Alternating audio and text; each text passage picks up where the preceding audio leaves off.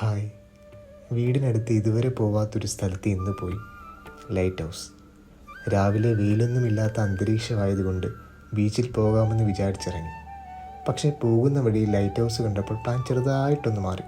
കാരണം ഞാനിതുവരെ ലൈറ്റ് ഹൗസിൽ കയറിയിട്ടില്ല. ലിഫ്റ്റിൽ കയറി ടോപ്പിലെത്തി. അടിപൊളി നല്ല വ്യൂ ആയിരുന്നു ചുറ്റും.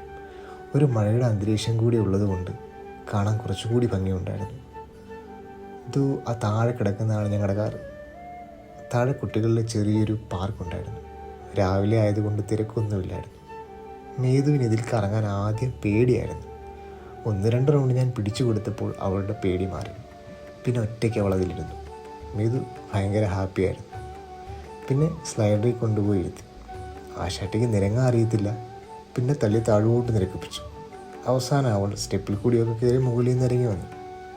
ലൈറ്റ് ഹൗസിനടുത്തുള്ള ചെറിയ ബീച്ചിലോട്ടാണ് പിന്നീട് ഞങ്ങൾ പോയത്. മെയിൻ ബീച്ചിലോട്ട് പോയില്ല.